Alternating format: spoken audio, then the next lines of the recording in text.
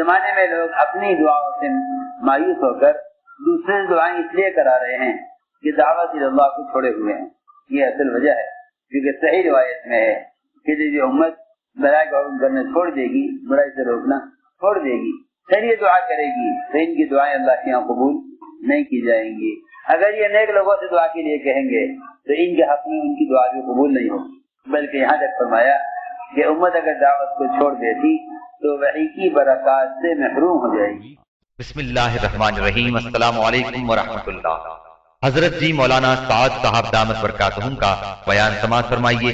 بیان کو لائک اور شیئر کرنا مت بھولیے اور اپنی آراء سے ضرور آگاہ کیجیے. جزاکم اللہ خیر. اپنی دعا سے مایوس ہو کر نیک لوگوں سے دعائیں کرانا یہ طریقہ نبوت نے نہیں سکھلایا، یہ طریقہ نبی نے نہیں سکھلایا کہ آدمی اپنی دعا سے مایوس ہو کر ہر نیک لوگوں سے دعا کے لیے کہے، بلکہ خود دعا والا بن کر نیک لوگوں سے دعا کے لیے کہے. اور یہ بات بھی سب یاد رکھیں کہ دعا والا بننے کے لیے دعوت والا بننا شرط ہے.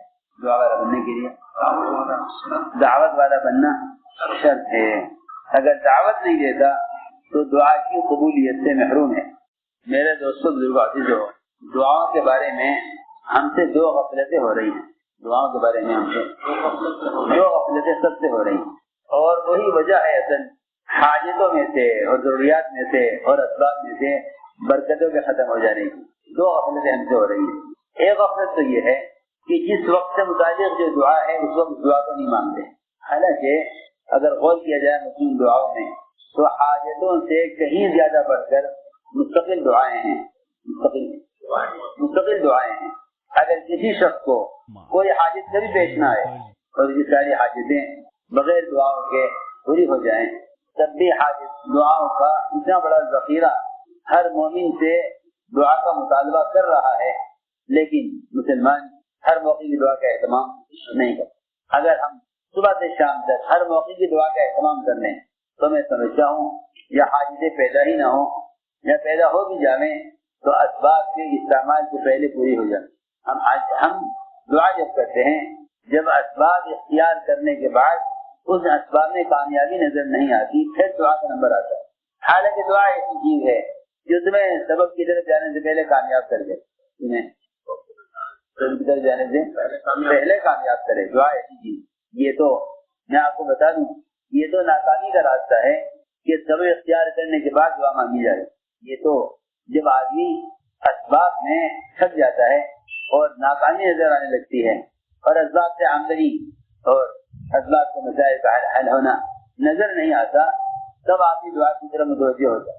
سب کی عادت ہے، یہ سب کی عادت ہے.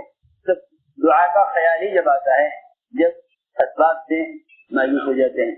بس دعا اور سبب میں فرق بس یہ ہے، یاد رکھنا ہماری بات.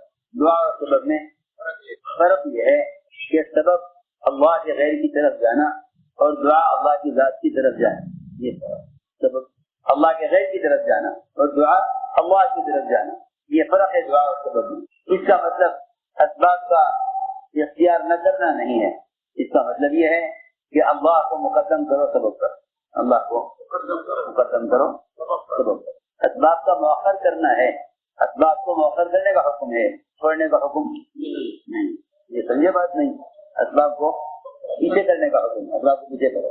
تو میں نے عرض کیا کہ دعاؤں کا ایک بہت بڑا ذخیرہ ہے جس سے امت معافی. ایک بات دوسری جو میں نے بات عرض کی تھی وہ یہ کہ دعائیں تو سب یاد کرتے ہیں، اور دعاؤں کے صحابہ کے اور محمد صلی اللہ علیہ وسلم کی دعاؤں کا بہت سے محققین نے، بہت سے لوگوں نے ان کو جمع بھی کیا ہے. اور آج کل تو چھوٹے چھوٹے کتاب کی دعاؤں کے ہر ایک لکھتا ہے، چھاپتا ہے. ان سب سے بنیادی غلطی یہ ہوئی، صاف بات ہے کہ ان دعاؤں پر انبیاء علیہ السلام اور صحابہ کرام کے ساتھ جو ظاہر کے خلاف مددیں اور واقعات پیش آئے ہیں ان واقعات کو ذکر نہیں کیا دعاؤں کے ساتھ. یہ بہت بڑی بات، ان واقعات کا ذکر نہیں کیا، صرف دعائیں نقل کر دی، صرف دعا نقل کر دی. ان دعاؤں کے ساتھ ظاہر کے خلاف نصرتیں نازل ہوئی، وہ واقعات نصرت ہو گئے، دعاؤں کے ساتھ بیان نہیں کیے، جس کی وجہ سے امت کو ان دعاؤں پر وہ یقین نہیں اور دعاؤں پر ان نصرتوں کا یقین نہیں جو نصرتیں صحابہ کی دعا پر نازل ہو چکی ہے. یہ دو باتیں یاد کرنی. اس لیے دعا کے ساتھ لازم ہے کہ جو پہلے زمانے میں ان دعاؤں پر ہو چکا ان واقعات کو ذہن میں رکھتے ہوئے دعا مانگی جائے کہ اللہ تو نے یہ کیا ہے اور تو یہ کرنے پر آج بھی قادر ہے. دعا پر احتساب اور یقین ان واقعات کے استحضار سے باقی رہے گا جو واقعات صحابہ کرام کے زمانے میں ظاہری خلاف پیش آئے. یہ میں عرض کرنا چاہتا ہوں. تو یہ دو چیزیں عام طور سے لوگ اس سے غافل ہیں. ایک تو صبح سے لے کے شام تک ہر تغیر ہر حاجت ہر چیز کے پیش آنے پر دعا, یہ بہت بڑا ذخیرہ ہے دعاؤں کا. زمین سے لے کے آسمان تک اس درمیان میں جو بھی چیز پیش آئے اس کے لیے مستقل دعا ہے. آندھی چلے تو کیا دعا, بارش نہ ہو تو کیا دعا, بارش زیادہ ہو تو کیا دعا, بجلی کڑکے تو کیا دعا, چاند نظر آنے تو کیا دعا, سورج گرہن ہو تو کیا دعا, چاند گرہن تو کیا دعا, مرغا آزاد نے تو کیا دعا. یعنی کوئی حد نہیں دعاؤں کی. ایک قدم بھی اٹھا لے تو خلا سے نکلنے داخل ہونے کے لیے تو دعا کون یاد کرے, کون یاد کرے. اس زمانے میں مسلمان دعاؤں سے زیادہ اسباب یاد رکھتا ہے. یہ ناکامی کا اصل سبب ہے. ہر سمجھے تھے سبب میں ناکامی کا نظر آنا کامیابی کا دھوکہ ہے. سبب میں کامیابی کا نظر آنا کامیابی کا دھوکہ ہے.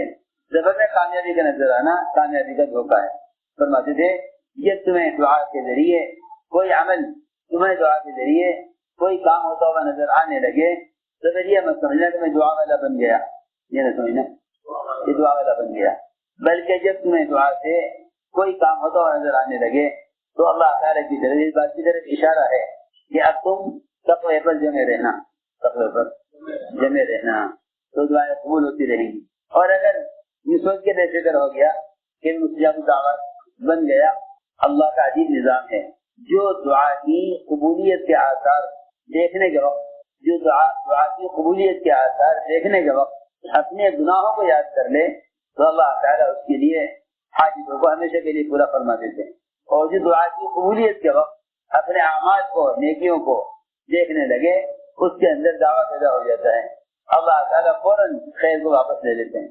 کہا کہ جب تمہاری دعا قبول ہونے لگے تو اپنی کوتاہیوں کو, اپنے گناہوں کو یاد کرو. اے اللہ نے جس قابل نہیں تھا تو نے فضل فرما دی. ورنہ عام طور سے مزاج یہ ہے کہ دعا قبول ہوتی ہے تو آدمی ہاں میرا فلاں ایک عمل تھا اس کی وجہ سے یہ ہوا ہے, کہ نہیں میرے عمل سے نہیں اللہ کے فضل سے ہوا. سوچو تو صحیح, جو جنت ہمیشہ کے لیے بنی ہے جب اس نعمت کا حاصل ہونا عمل سے نہیں فضل سے ہے, جو دنیا ختم ہونے والی ہے اس کی نعمتیں عمل سے کیسے ہوں گی. جو جنت ہمیشہ کے لیے ہے جب اس کی نعمت عمل سے نہیں اللہ کے فضل سے ہے, جو دنیا فنا ہونے والی ہے اس کی نعمتیں عمل سے کیسے ہوں گی, وہ بھی اللہ کے فضل سے. اس لیے کہہ رہا ہوں کہ جب اللہ کو فضل کرے کسی پر تو اس کو چاہیے کہ وہ اپنے نیک اعمال کی طرف متوجہ نہ ہو کہ میرے عمل سے ہوا, اس سے دعویٰ پیدا ہو جائے گا, بلکہ اللہ کے فضل کی طرف متوجہ ہو کہ اللہ تیرے فضل سے ہوا, میں اس قابل نہیں تھا. یہ دعائیں ہیں عبداللہ بن مسعود رضی اللہ تعالیٰ عنہ کی. کیا دعائیں مانگتے تھے صحابہ. فرماتے تھے عبداللہ بن مسعود رضی اللہ تعالیٰ عنہ, اے اللہ اگر تو نے مجھے بدبخت لوگوں میں لکھ دیا ہے تو وہاں سے میرا نام مٹا کر مجھے نیک لوگوں میں شامل کر دے, میرا نام نیک لوگوں میں لکھ دے. وہ عبداللہ بن مسعود رضی اللہ تعالیٰ عنہ یہ فرمایا کرتے تھے کہ اگر اللہ میرا ایک گناہ معاف کر دے, اگر اللہ میرا ایک گناہ معاف کر دے اور اس گناہ کی معافی کی وجہ سے, اس ایک گناہ کی معافی کی وجہ سے مجھے گوبر کا بیٹا کہہ کر پکارا جائے بجائے مسعود کا بیٹا کہنے کے, تو مجھے یہ نام پسند, مجھے یہ نام کیا نام گوبر کا بیٹا, مجھے انہیں روتا کہہ کے پکارا جائے کہ گوبر کا بیٹا, اور اس نام سے بدلے میرا ایک گناہ معاف ہو جائے تو مجھے یہ نام پسند. لوگ تو گناہ کرتے ہیں خوشنام ہونے کے لیے, اور وہاں اتنا برا نام اپنے لیے پسند کر رہے ہیں ایک گناہ معاف ہونے کے لیے. گناہ کام کرتے ہیں شہرت حاصل کرنے کے لیے, اور یہاں ایک گناہ کے معاف ہونے پر اپنے آپ کو گوبر کا بیٹا کہلوانے کو تیار ہے. ایک روایت میں ہے کہ حضرت دعا فرمایا کرتے تھے, اے اللہ میرے ایمان میں کمال پیدا فرما دے, میرے ایمان کو بڑھا دے اور میرے یقین کو بڑھا دے اور مجھے علم کو فہم عطا فرما دے. ایک روایت میں ابو وائل کہتے ہیں کہ میں نے پوچھا تھا ابن مسعود رضی اللہ عنہ سے ایک دن جب ہم واپس ہو رہے تھے فجر کی نماز پڑھ کر مسجد سے, ہم ان کے گھر پر آئے، ہم نے ان سے اجازت مانگی اندر آنے کی، فرمایا ہاں آ جاؤ داخل ہو جاؤ۔ ہم گھر کے باہر کھڑے ہوئے تھے، ہم نے آپس میں سوچا تھوڑا سا انتظار کر لیں، ممکن ہے گھر والے کسی حاجت میں ہوں، ایسے گھر تو تھے نہیں بڑے بڑے، کئی کمرے ہوں، ایک کمرہ، تو یہ خیال ہوا کہ ایک دم داخل نہ ہونا چاہیے، ذرا دیر انتظار کر لیں، ممکن ہے گھر والے کسی ضرورت میں ہوں۔ چنانچہ وہ خود ہی باہر نکل آئے اور تصویر پڑھتے ہوئے باہر نکلے اور یہ فرمایا کہ تم جو باہر ٹھہر گئے اتنی دیر، کیا تمہارا خیال یہ تھا کہ عبداللہ کے گھر والے غافل ہوں گے؟ کیا مطلب ہے اس کا؟ مطلب یہ ہے کہ کیونکہ فجر کی نماز پڑھتے ہی آپ میرے گھر آ گئے تو آپ کا خیال یہ ہو رہا ہوگا کہ عبداللہ کے گھر والے سو رہے ہوں گے، اس لیے آپ میرے بلا کے اندر داخل نہیں ہوئے، باہر آپ نے اس لیے انتظار کیا کہ آپ کا خیال یہ تھا کہ عبداللہ کے گھر والے غافل ہوں گے؟ ایسا نہیں ہے۔ فرمایا اپنی بانجی سے دیکھ ذرا باہر جھانک کر کیا سورج نکل گیا ہے؟ اس نے کہا نہیں ابھی نہیں نکلا۔ پھر کہا جا دوبارہ دیکھ سورج نکل گیا؟ اس نے کہا نہیں ابھی سورج نہیں نکلا۔ پھر کہا تیسری مرتبہ جا پھر جا کر دیکھ کیا سورج نکل گیا ہے؟ تیسری مرتبہ آ کر کہا بانجی نے کہ ہاں جی سورج طلوع ہو گیا۔ تو اس پر یہ دعا پڑھی عبداللہ رضی اللہ عنہ نے، سورج نکلنے پر یہ دعا پڑھی، الحمدللہ الذی وہبنا ھذا اليوم وأقالنا فيه عثراتنا ولم يعذبنا بالنار۔ تمام تعریفیں اس اللہ کے لیے ہیں جس نے ہمیں یہ دن اس طرح عطا کر دیا کہ ہمارے گناہوں کو معاف کر دیا، اور ہمیں اس پچھلے دن میں اللہ نے ہمارے گناہوں کی وجہ سے ہمیں جہنم کا عذاب نہیں دیا، ہمیں عذاب نہیں دیا اللہ نے، کہ اللہ نے ہمارا یہ دن اس طرح گزار دیا۔ اس پر اللہ کا شکر ادا کر رہے تھے۔ جب بازار آتے تھے تو بازار کے دروازے پر جہاں سے بازار شروع ہوتا تھا وہاں کھڑے ہو کر دعا کیا کرتے تھے۔ رضی اللہ تعالیٰ عنہ جب آتے بازار اور دروازے پر آتے بازار کے تو کہتے اللہم انی اسألک من خیرہا وخیر اہلہا، اے اللہ مجھے اس بازار کے خیر کا اور بازار والوں کے خیر کا تجھ سے سوال کرتا ہوں، اور اے اللہ میں تجھ سے پناہ مانگتا ہوں اس بازار کے شر سے اور بازار والوں کے شر سے۔ حضرت رضی اللہ تعالیٰ عنہ جب کسی بستی میں داخل ہوتے تو یہ دعا کرتے اللہم رب السماوات وما اضلت، اے آسمانوں کے رب، ہر اس چیز کے رب جس پر آسمان سایہ کیے ہوئے ہیں، اور اے تمام شیاطین کے رب اور جن کو شیاطین نے گمراہ کیا ہوا ہے، اور اے تمام ہواؤں کے رب اور جن ہوا نے جس چیز کو اٹھایا ہوا ہے، اے اللہ میں سوال کرتا ہوں اس بستی کے خیر کا اور اس بستی والوں کے خیر کا، اور پناہ مانگتا ہوں بستی کے شر سے اور بستی والوں کے شر سے۔ تو ابن عزیز کہتے ہیں کہ معاذ بن جبل رضی اللہ تعالیٰ عنہ جب تہجد پڑھتے، رات کے قیام سے فارغ ہوتے تو رات کی تہجد کے بعد یہ دعا مانگتے تھے اللہم قد نامت العیون، اے اللہ آنکھیں سب سوئی ہوئی ہیں اور ستارے چھپ رہے ہیں اور تو حی القیوم ہے، ہمیشہ سے ہے ہمیشہ رہے گا۔ اے اللہ جنت کے لیے میری طلب سست ہوتی جا رہی ہے، جنت کے لیے میری طلب سست ہوتی جا رہی ہے، اور جہنم سے میرا بچنا اور دور ہونا کمزور ہو رہا ہے۔ طلب جنتی بطیء کہ جنت کی طلب سست پڑتی جا رہی ہے، اور جہنم سے بھاگنا اور جہنم سے دور ہونا میرا کمزور ہوتا جا رہا ہے۔ اے اللہ تو میرے لیے اپنے پاس سے ایسا ہدایت کا راستہ متعین کر دے اور مجھے ایسی ہدایت کے راستے پر ڈال دے کہ میں قیامت کے دن تجھ سے اس ہدایت کے راستے پر تجھ سے ملوں۔ انک لا تخلف المیعاد، اور اے اللہ تو وعدے کا خلاف کرنے والا نہیں ہے۔ بلال رضی اللہ تعالیٰ عنہ اذان دیا کرتے تھے بنو نجار کی ایک عورت کے مکان پر چڑھ کر، کیونکہ وہ مکان دوسرا مکان تھا۔ اس زمانے تو اذانیں مسجد میں ہوتی ہیں، پہلے اذان مسجد میں نہیں ہوتی، مسجد سے باہر اذان ہوتی۔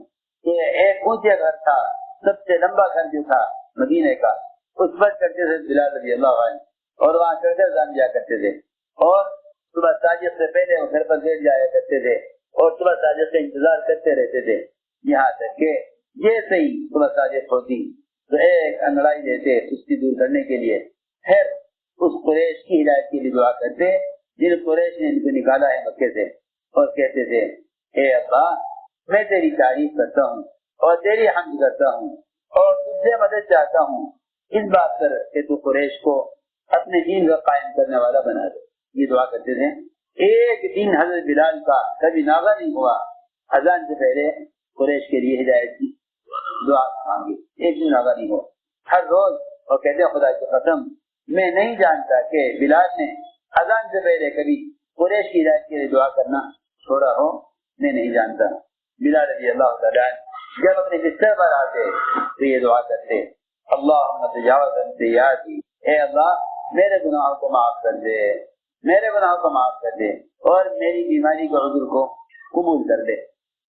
میرے محترم دوستو، بزرگ عزیزو، ہمیں صحابہ کی دعاؤں سے اللہ سے مانگنا بھی ملے گا، اللہ سے مانگنا ملے گا. اس لیے کہ صحابہ کرام کو غیروں پر غالب کر کے اللہ نے یہ دکھلا دیا تھا کہ اللہ کی ذات سے فائدہ اٹھانے کا راستہ وہ باقی اسباب نہیں جو غیروں کے ہاتھ میں ہیں. اس زمانے کا مسلمان اللہ سے مانگتا بھی ہے تو وہ اسباب مانگتا ہے جو اسباب غیروں کے پاس ہیں. مسلمان اللہ سے وہ اسباب مانگتا ہے جو اسباب غیروں کے پاس ہیں. حالانکہ حضور اکرم صلی اللہ علیہ وسلم نے اپنے صحابہ کو وہ دعوت یقین سکھلایا اور وہ ان اعمال کا عادی بنایا جس کے ذریعے وہ تمام اہل اسباب پر غالب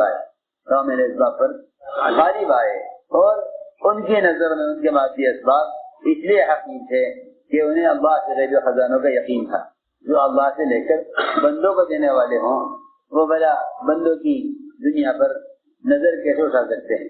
اس لیے دعاؤں میں صحابہ کرام کی دعاؤں کی نقل بھی کرنی چاہیے.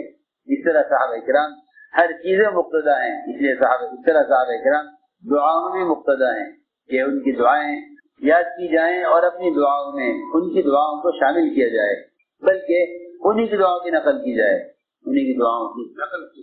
جائے.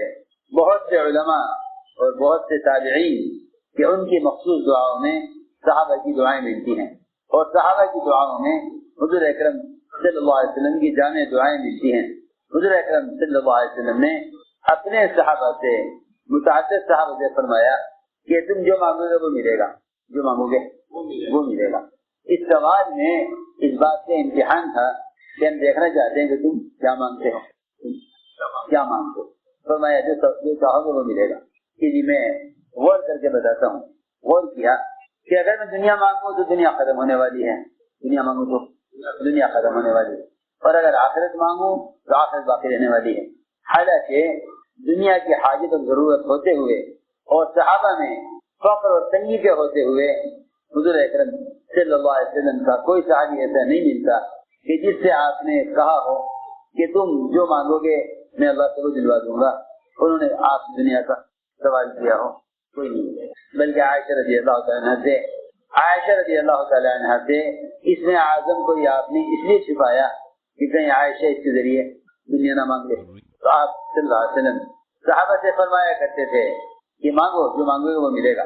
اس سوال میں امتحان تھا اس کا کہ دیکھنا یہ ہے کہ میرے صحابہ کیا مانگتے ہیں.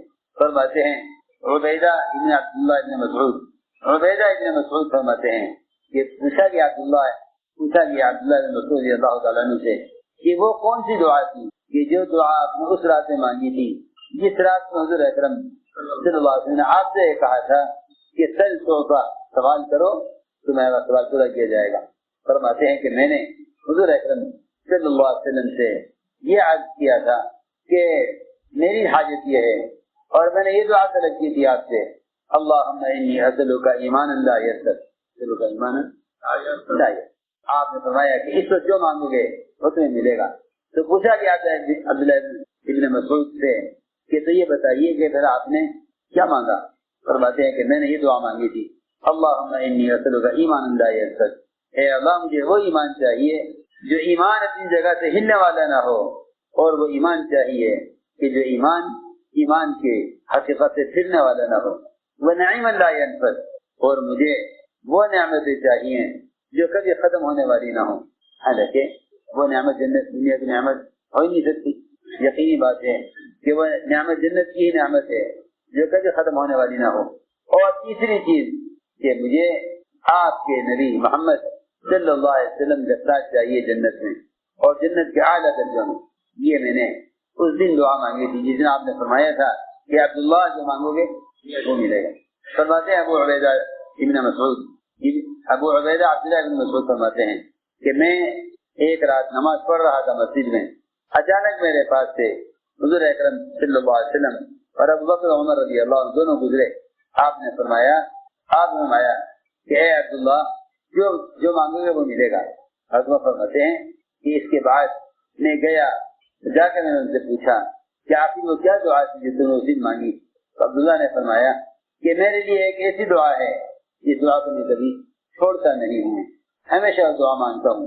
حضرت عمر رضی اللہ تعالیٰ عنہ اس دعا کی تحقیق کرنے کے لیے پوچھنے کے لیے گئے عبداللہ بن مسعود کے پاس کہ وہ کیا دعا تھی جو تم نے حضور اکرم صلی اللہ علیہ وسلم کے کہنے پر مانگی تھی؟ فرمایا کہ میرے پاس وہ ایسی دعا ہے جس کو میں کبھی چھوڑتا نہیں ہوں، اور وہ دعا ہے اللہم انی اسألک ایمانا لا یبید، اے اللہ میں تجھ سے ایسا ایمان چاہتا ہوں جو ایمان کبھی ختم ہونے والا نہ ہو، جو ایمان کبھی ختم ہونے والا نہ ہو۔ اور ابن عبداللہ کہتے ہیں کہ ابوبکر رضی اللہ تعالیٰ عنہ گئے عبداللہ بن مسعود کے پاس اور یہ فرمایا کہ وہ کون سی دعا تھی یہ دعا تم ابھی مانگ رہے تھے، ذرا وہ دعا مجھے سناؤ۔ تو فرماتے ہیں کہ انہوں نے فرمایا کہ میں نے پہلے اللہ کے حمد و ثنا کی اور اللہ کی بزرگی کو بیان کیا، پھر میں نے کہا، پھر میں نے یہ کلمات کہے لا الہ الا انت، اے اللہ آپ سے کوئی بات کے لائق نہیں، آپ کے وعدے حق ہیں، آپ کی ملاقات حق ہے، اور آپ کی جنت حق ہے اور جہنم حق ہے، اور آپ کے تمام رسول حق ہیں، اور آپ کی کتاب حق ہے، اور تمام انبیاء حق ہیں، اور محمد صلی اللہ علیہ وسلم حق ہیں۔ ان تمام چیزوں کی حقانیت کا یقین اور اقرار کرنے کے بعد دعا مانگی۔ شقیق کہتے ہیں کہ عبداللہ ابن مسعود رضی اللہ تعالیٰ عنہ اپنی دعا میں یہ دعا کثرت سے کہا کرتے تھے، بڑی کثرت سے دعا مانگا کرتے تھے، ربنا اصلح بیننا، اے اللہ اے ہمارے رب ہمارے درمیان کے تمام معاملات کو درست رکھ اور ہمیں اسلام کے سیدھے راستے پر چلا اور ہمیں تمام ظلمتوں سے نکال کر نجات دے کر ہمیں نور کی طرف لے آ، اور تمام فواحش اور گناہوں کی شکلوں کو ہم سے پھیر دے، ظاہری اور باطنی تمام، اور ہماری سماعت میں، سننے میں، دیکھنے میں، سننے میں اور دیکھنے میں، ہمارے قلوب میں، ہمارے دلوں میں قوت پیدا فرما اور برکت عطا فرما، اور ہماری ازواج اور ہماری بیویوں میں، ہماری اولادوں میں سب میں برکت پیدا فرما، وتب علینا انک انت التواب الرحیم، اور اے اللہ تو ہماری توبہ قبول کر لے، ہمارے تو متوجہ ہو جا، اس لیے کہ تو بہت متوجہ ہونے والا، بڑی توبہ قبول کرنے والا، بہت رحم کرنے والا ہے، اور ہمیں اپنی نعمتوں کا شکر گزار بنا، اور ہمیں اپنی نعمتوں پر اپنی ثنا کرنے والا اور اپنی نعمتوں کی ثنا کرنے والا بنا، اور ہمیں اپنی نعمتوں پر اپنے بندوں کے درمیان بھی نعمتوں کا تذکرہ کرنے والا بنا، اور اے اللہ اپنی نعمتوں کو ہمارے لیے پورا کر دے۔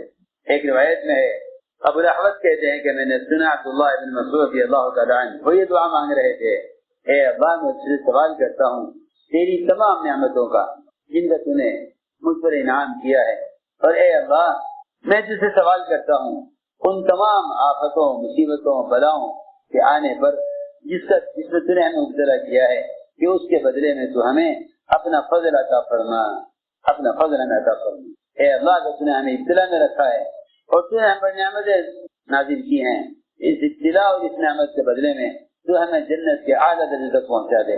اے اللہ تو ہمیں جنت میں فضل سے داخل کر لے، اپنے احسان سے داخل کر لے، اور پھر رحمت کے ذریعے تو ہمیں جنت میں داخل کر لے، اور تو نے ہم پر جو بھی انعام کیا ہے، کہ تو نے ہم پر جو بھی مصیبت یا آفت تو نے ہم پر ڈالی ہے، اے اللہ تو اس کے بدلے ہمیں جنت عطا فرما دے۔ میرے دوستو عزیزو، یہ صحابہ کرام کی دعائیں ہیں، اور یہ فرمایا کہ ان کی دعاؤں کی نقل کرو جن سے اللہ راضی ہیں، کیونکہ اللہ ان کی دعاؤں کو قبول کر لیا ہے۔ نیک لوگوں سے دعا کے لیے کہنا، بشرط یہ کہ خود دعا والا بن کر نیک لوگوں سے دعا کے لیے کہے، اپنی دعا سے مایوس ہو کر نیک لوگوں سے دعائیں کرانا یہ طریقہ نبوت نے نہیں سکھلایا، یہ طریقہ نبی نے نہیں سکھلایا کہ آدمی اپنی دعا سے مایوس ہو کر ہر نیک لوگوں سے دعا کے لیے کہے، بلکہ خود دعا والا بن کر نیک لوگوں سے دعا کے لیے کہے۔ اور یہ بات بھی سب یاد رکھیں کہ دعا والا بننے کے لیے دعوت والا بننا شرط ہے، دعا والا بننے کے لیے دعوت والا بننا شرط ہے۔ اگر دعوت نہیں دیتا تو دعا کی قبولیت سے محروم ہے۔ اس زمانے میں لوگ اپنی دعاؤں سے مایوس ہو کر دوسرے دعائیں اس لیے کرا رہے ہیں کہ دعوت اللہ کو چھوڑے ہوئے ہیں، یہ اصل وجہ ہے، کیونکہ صحیح روایت میں ہے کہ جو امت بلائی کا حکم کرنا چھوڑ دے گی، برائی سے روکنا چھوڑ دے گی، جب یہ امت بلائی کا حکم کرنا چھوڑ دے گی، برائی سے روکنا چھوڑ دے گی، پھر یہ دعا کرے گی تو ان کی دعائیں اللہ کے یہاں قبول نہیں کی جائیں گی. اگر یہ نیک لوگوں سے دعا کے لیے کہیں گے تو ان کے حق میں ان کی دعا بھی قبول نہیں ہوگی. بلکہ یہاں تک فرمایا کہ امت اگر دعوت کو چھوڑ دیتی تو وحی کی برکات سے محروم ہو جائے گی. اگر امر معروف اور نہی منکر کی مسنون شکل اور طریقے پر غور کیا جائے تب معلوم ہوگا کہ نقل و حرکت اور گشت اور ملاقاتیں اس کی کیا اہمیت ہے. اگر اس کام کو امر معروف اور نہی منکر کے فریضے سے مختلف سمجھا گیا تو پھر لوگ یہ سمجھیں گے کہ تبلیغ میں لگنا دین سیکھنے کے لیے ہے, اور دین سیکھنے کے تو بہت سارے راستے ہیں. اپنے سارے کام کو امر معروف اور نہی منکر کی عملی شکل پر لاؤ. دعوت امر معروف اور نہی منکر کی عملی شکل کا نام ہے, اس لیے کوئی اور شکل اس کا متبادل نہیں ہو سکتی, کوئی اور شکل اس کا متبادل نہیں ہو سکتی. یہ پکی بات, اس لیے کہ تحریر سے امر معروف کرنا اور تحریر سے نہی منکر کرنا یہ انسان کے بدن سے خارجی چیزیں ہیں. انسان کے بدن سے خارجی چیز ہے. جب تک دعوت اور عبادت کے لیے مسلمان کے خود اپنی ذاتی طور پر اپنے بدن کا استعمال نہ ہو, مال کا استعمال بھی اس میں دوسرے درجے کا ہے, لیکن جب تک بذات خود بدن کا استعمال نہ ہو دعوت کے لیے المعروف اور نہی منکر کے لیے, اس وقت تک یہ مستجاب الدعوت کیسے بن سکتا ہے. یہ بات صحابہ کرام دعوت اللہ پر مجتمع تھے, اس لیے ان کی دعائیں مقبول تھیں, ان کی دعائیں مقبول تھیں. اور یہ بھی وجہ سمجھ میں آنے والی ہے کہ دعوت کے انتظام اور اشتغال سے اللہ کے غیر کا یقین کمزور پڑ جاتا ہے. تو جتنا اللہ کے غیر کا یقین کمزور پڑے گا اتنی دعا میں قوت بڑھے گی, کیونکہ دعا کی قوت ہی اللہ کی ذات پر یقین ہے, اور دعا کا ضعف ہی اللہ کے غیر پر نظر کا ہونا ہے. جتنی دعوت زیادہ ہوگے اتنا دعاؤں کی قبولیت کا یقین ہوگا, اور دعا کی قبولیت کے لیے دعا کا پر یقین ہونا شرط ہے. جانتے ہیں سب صحیح حدیث ہے, دعا کی قبولیت کے لیے دعا پر یقین کا ہونا شرط ہے. غفلت والے چیز کی دعا اللہ قبول نہیں کرتے. تو یہ دعائیں چل رہی ہیں صحابہ کرام کی, یہ دعائیں ہیں حضرت زید اور سعد بن عبادہ کی کیا دعائیں مانگا کرتے تھے.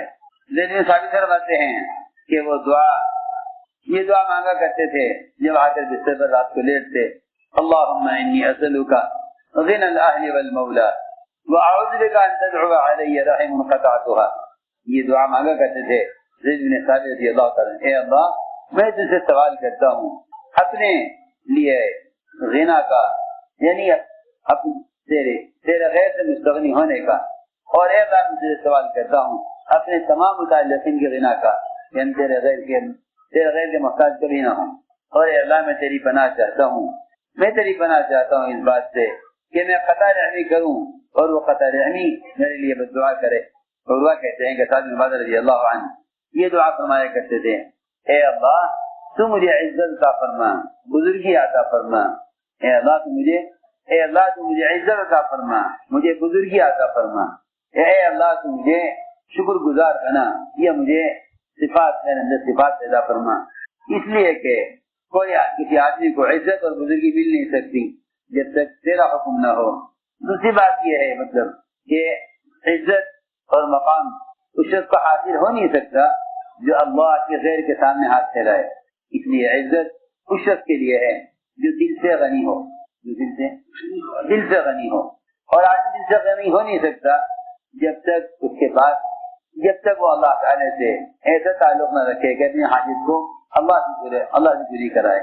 یہ مطلب ہے اس کا کہ بزرگی حاصل ہو نہیں سکتی جب تک آدمی کے پاس خود اپنا انتظام نہ ہو, یعنی اسباب ایسے اسباب اس کے پاس کہ جس سے وہ اللہ کے غیر سے مستغنی نظر آئے. یہ بات ذہن میں رہ سکے. اسباب کمانے کے لیے نہیں ہیں, اسباب اللہ کے غیر سے استغنا دکھانے کے لیے اللہ کے غیر سے مستغنی ہے. بلکہ اسباب کا استعمال سوال سے بچنے اور حاجت کو مخلوق سے چھپانے کے لیے ہے. اگر اس ارادے سے کہ اسباب اختیار کرو گے تو اللہ تمہیں غنی کر دیں گے. اس لیے اسباب اختیار کرو تاکہ اللہ کے غیر سے ہماری حاجت مخفی رہے, چھپی رہے. اور یہ فعال اور یہ بزرگی مال کے بغیر حاصل نہ ہوگی. مطلب یہ نہیں ہے کہ آدمی مالدار مال کما گا وہ بزرگ بن جائے گا، نہیں، بلکہ اے اللہ میں تجھے اتنا مال چاہتا ہوں کہ میں اپنی کسی حاجت میں تیرے غیر کی طرف نہ جاؤں، تو بزرگی ہے، اور اے اللہ تیری طرف سے تو میں تھوڑے کا نہیں بلکہ زیادہ کا محتاج ہوں، میں تیری طرف سے ملنے والی برکتوں سے اور تیری طرف سے زیادہ مال ملنے سے میں مستغنی نہیں ہوں۔ بلال بن سعد فرماتے ہیں کہ ابو درداء رضی اللہ تعالیٰ فرمایا کرتے تھے، ابو درداء رضی اللہ تعالیٰ، اللہ اکبر، وہ صحابی ہیں جو کمائی کے نقشوں کو پھیلانے اور مال کے جمع کرنے سے گھبراتے تھے۔ خود فرماتے ہیں ابو درداء رضی اللہ عنہ کہ میرا دل نہیں چاہتا کہ میری دکان مسجد کے قریب ہو۔ اس زمانے میں تو مسجد کا نقشہ بنتے ہی تاجر آ جاتے ہیں کہ مسجد کے بننے سے پہلے ہمیں ہماری دکان مسجد میں دکان الاؤٹ ہو جائے، دکان مل جائے مسجدوں کے نیچے مارکیٹیں، مسجد کے نیچے دکانیں، مسجد کے بننے سے پہلے چاہتے ہیں کہ مسجد سے ہمیں دکان مل جائے۔ یا آج کل تاجروں کو کمانے کے لیے مسجد کے دیوار اور مسجد کے پڑوس سے بہتر اور کوئی جگہ کمانے کے لیے نہیں ملتی، جسے دیکھو اپنی دکانیں سمیٹ کر اور اپنی تھیلیاں سمیٹ کر مسجد کے قریب آنا چاہتے ہیں۔ حالانکہ انسان کی ضرورت کا سب سے اہم تقاضا وہ آرام اور رات کا سونا ہے۔ آرام اور رات کا سونا یہ انسان کی سب سے اہم فطری ضرورت ہے۔ آدمی کھانے کے بغیر پینے کے بغیر رہ جائے، مال کے بغیر گزارا کر لے، لیکن نیند کے بغیر فرمایا اپنے گھروں کو مسجد سے دور رکھو، اپنے گھروں کو مسجد سے دور رکھو۔ صحابہ نے عرض کیا ہم چاہتے ہیں کہ ہم مسجد کے قریب آ جائیں، اپنے گھروں کو مسجد کے قریب بنائیں تاکہ نماز کی اور ہمارے مسجد کی سہولت ہو جائے قرب کی وجہ سے۔ فرمایا نہیں، دور رکھو گھروں کو مسجد، دور رکھو گھروں کو مسجد سے۔ دور رکھنا مقصود تھا، اس لیے دور سے آنے کے فضائل بتلائے تاکہ ان فضائل کی وجہ سے گھر مسجد کے قریب نہ جائے۔ یہ حکمت اس لیے دور نہیں رکھا کہ وہاں سے آنے کے قدم لکھے جائیں، میری بات سمجھنی پڑے گی مشکل سے، بلکہ فضیلت چل کر آنے کی اس لیے بتلائی تاکہ لوگ اپنا گھر مسجد سے دور رکھیں، کیوں؟ تاکہ غفلت اور ذکر کمائی کے نقشے اور مسجد کے اعمال ان کے درمیان فاصلہ رہے، ورنہ میں نے حرمین کے تاجروں کو دیکھا ہے، وہ دکان پر ہی نماز پڑھ لیتے ہیں اس خیال سے کہ دکان چھوڑ کے جائیں گے تو ایسا نہ ہو نماز پڑھ کر آنے کوئی گاہک آگے چلا جائے یا کوئی سامان چورا کر لے جائے۔ انہیں نہ قبلے کے رخ کی خبر ہے، نہ انہیں صفوں کے اتصال کی ضرورت ہے، صرف مال کی وجہ سے اعمال ضائع ہے۔ تو میں نے عرض کیا صحابہ کرام نہیں چاہتے تھے کہ دکان مسجد کے قریب آئے، اس زمانے کے تاجر چاہتے ہیں کہ دکان مسجد کے قریب لگاؤ، بجائے اس کے کہ عبادت میں تعاون کرو گز کے ذریعے، عبادت کرنے والوں کو مشغول کریں دکان کے ذریعے۔ میری بات بجائے اس کے کہ عمر کے بعد سے لائیں عبادت میں تعاون کریں گز کے ذریعے، بلکہ نماز پڑھنے کے لیے آنے والے کو مشغول کرتے ہیں دکان کے ذریعے۔ میں آپ کو سچی بات بتاؤں، کمائیوں میں بے برکتی کا سب سے بڑا سبب عبادت کے طریقوں کو اور عبادت کی جگہوں کو اپنی دنیا کے لیے استعمال کرنا ہے۔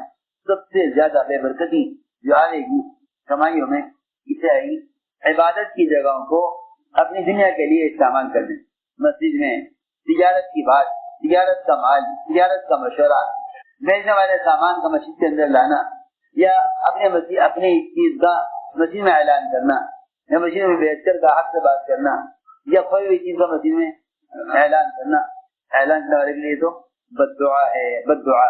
اللہ کہتی ہے تیری کوئی چیز کبھی نہ ملے۔ ایک آدمی نے مسجد میں آ کر اعلان کر دیا اپنے کھوئے ہوئے اونٹ کا، آپ نے بد دعا دی، فرمایا لا رد اللہ علیہ، اللہ کرے تیرا اونٹ کبھی نہ ملے۔ یہ بد دعا اس لیے تھی کہ تم دنیا کی کوئی بات مسجد میں نہ کرو اور مسجد کے اطراف کو بازاری ماحول سے پاک رکھو تاکہ تمہارا غفلت کا ماحول مسجد سے دور ہو۔ سنو، صحابی فرماتے ہیں کہ جب آپ کے پاس ہوتے ہیں تو کیفیت اور ہوتی ہے، جب گھر جاتے ہیں تو کیفیت بدل جاتی ہے۔ اس سے میں یہ سمجھانا چاہتا ہوں کہ گھر کے اندر جا کر اگر کیفیت بدل جاتی ہے تو ایسی غفلت کی جگہ کو مسجد سے دور رکھنا۔ تو میں نے عرض کیا اس زمانے کے تاجروں کا شوق اور کوشش یہ ہے کہ مسجد کے قریب دکان مل جائے تاکہ مصلی سے کمائیں، تاکہ مصلی سے نماز پڑھنے والے سے کمائیں۔ ابو درداء رضی اللہ تعالیٰ عنہ فرماتے ہیں کہ میرا دل نہیں چاہتا کہ میری دکان مسجد کے قریب ہو، میرا دل نہیں چاہتا کہ میری دکان مسجد کے قریب ہو. ما احب ان يكون لي حانوتا على باب المسجد، میں نہیں چاہتا کہ میری دکان مسجد کے دروازے کے قریب ہو، اور میں اس طرح کماؤں کہ کسی کا حق نہ ماروں، جھوٹ نہ بولوں، غبن نہ کروں، کسی کو دھوکہ نہ دوں، اور ایسے کماؤں کہ میری تکبیر اولا کبھی فوت نہ ہو. یہ تکبیر اولا کبھی فوت نہ ہو. اور ایسے کماؤں کہ جتنی بھی کمائی ہوئی ہے سارا کا سارا نفع اور سارا کا سارا مال اللہ کے راستے میں خرچ کر لوں، اپنے لیے ایک درہم بھی نہ بچاؤں، اپنے لیے نہ بچاؤں، سارا کا سارا مال اللہ کے راستے میں خرچ کر لوں. اس طرح کما کر بھی اور سارا مال اللہ کے راستے میں خرچ کر کے بھی نہیں چاہتا کہ میری دکان مسجد کے قریب. یہ ساری کمائی اللہ کے راستے میں خرچ کر دوں، ایسے کماؤں کسی کو دھوکہ نہ دوں، جھوٹ نہ بولوں، سود نہ ہو، جھوٹ نہ ہو، اور ایسے کماؤں کہ تکبیر اولا فوت نہ ہو. پھر بھی مجھے بات پسند نہیں کہ میری دکان مسجد ہے. فرماتے ہیں بلال بن سعد کہ ابو درداء رضی اللہ عنہ فرمایا کرتے تھے اے اللہ میں تیری پناہ چاہتا ہوں دل کے تفریقے سے. دل کا تفریقہ ہم سمجھیں گے شاید دل کے تفریقے کا مطلب یہ ہے کہ مسلمان بھی آپس سے پھٹ جائیں، نہیں، یہ مطلب نہیں تھا، بلکہ فرماتے ہیں اے اللہ میں تیری پناہ چاہتا ہوں دل کے تفریقے سے کہ میرا دل بکھر جائے، میرا دل بکھر جائے. پوچھا گیا اے ابو درداء دل کا تفریقہ، دل کا بکھرنا کیا ہے؟ فرمایا کہ میں ایک دکان یہاں کھول لوں، ایک دکان وہاں کھول لوں، ایک کاروبار وہاں کر لوں، ایک کارخانہ اس ملک میں لگا لوں، ایک کارخانہ اس ملک میں لگا لوں. ایسے تاجروں کو چیز نہیں آتی، انہیں اپنی سکول سے بیٹھ کر کھانے کا وقت نہیں ملتا. جن کے لیے کماتے ہیں ان کے ساتھ کھانے کی انہیں فرصت نہیں ملتی. یہ ہے تفریقہ عقل، دل کا بکھرنا اور دل کا یکسو نہ ہونا. کہ یہ فرما رہے ایوب علی فی کل واد مال، کہ میں ہر جگہ اپنی تجارت کے اڈے قائم کروں، ہر جگہ دکان لے لوں، ایک دکان یہاں ایک دکان وہاں. یہ دل کا تفریقہ ہے کہ میرا دل وہ کیا رہے گا، پریشان رہے گا، کبھی یہاں کی فکر کبھی وہاں کی فکر. اسلام بن عبید اللہ کہتے ہیں کہ ابو درداء رضی اللہ فرمایا کرتے تھے اے اللہ مجھے وفات ہے نیک لوگوں کے ساتھ اور مجھے بدترین لوگوں کے ساتھ باقی نہ رکھیے. لقمان بن عابد روایت کرتے ہیں کہ ابو درداء رضی اللہ تعالیٰ عنہ فرمایا کرتے تھے اے اللہ تو مجھے کسی ایسے برے عمل میں مبتلا نہ کیجیے، مجھے کسی ایسے برے عمل میں مبتلا نہ کیجیے کہ لوگ مجھے برا آدمی کہہ کے پکاریں. اللہم لا تبتلینی بعمل سوء فادعا به رجل سوء، اے اللہ تو مجھے کسی ایسے برے عمل کے اندر مبتلا نہ کیجیے کہ میں برا آدمی کہہ کر پکارا جاؤں. حسن عطیہ کہتے ہیں کہ ابو درداء رضی اللہ فرمایا کرتے تھے اے اللہ میں تیری پناہ چاہتا ہوں اس بات سے کہ علماء کے دل مجھ پر لعنت کریں. یہ اگر کیسے علماء کے دل آپ پر کیسے لعنت کریں گے کہ اس سے کہ علماء مجھ سے نفرت کریں. عبداللہ بن یزید بن ربیعہ دمشقی فرماتے ہیں کہ ابو درداء رضی اللہ تعالیٰ عنہ نے فرمایا کہ میں رات کے جو ہے ابتدائی حصے میں مسجد میں داخل ہوا. جب مسجد میں گیا رات کو تو میں ایک آدمی کے پاس سے گزرا جو سجدے میں دعا مانگ رہا تھا. اب تو راتوں میں مسجدوں میں وقت دینے کا کوئی تصور ہی نہیں ہے. اگر کام کرنے والے سے کہو کہ بھائی تمہیں دن کی 4-5 جماعتیں بنا لی، 2 جماعتیں رات کی بنا لو، تو بھائی آج ہی رات ایک جماعت مسجد گزار لے، آج ہی رات تو حیرت سے وہ دیکھتے ہیں دوسرے کا کہ یہ نئی تبلیغ پانچ آ گئی. حالانکہ صحابہ اکرام کی جماعتیں بنی ہوئی تھی، ساری رات مسجد اعمال سے آباد رہتی. تو فرماتے ہیں کہ میں رات کو مسجد میں داخل ہوا، رات کے پہلے حصے میں گزرا ایک آدمی کے پاس سے جو سجدے میں دعا مانگ رہا تھا اللہم انی خائف مستجیر فاجرنی من عذابک. اے اللہ میں خائف ہوں اور میں ڈرا ہوا ہوں. اے اللہ میں خائف ہوں اور تجھ سے پناہ مانگتا ہوں، تو مجھے اپنے عذاب سے پناہ دے دے، مجھے اپنے عذاب سے پناہ دے دے. اے اللہ میں سائل ہوں، فقیر ہوں، تو مجھے اپنے فضل سے رزق عطا فرما دے. اے اللہ میں ایسا گناہگار نہیں ہوں کہ میں تجھ سے اپنے گناہ کا عذر پیش کروں، تیرے سامنے گناہ کا عذر پیش کروں.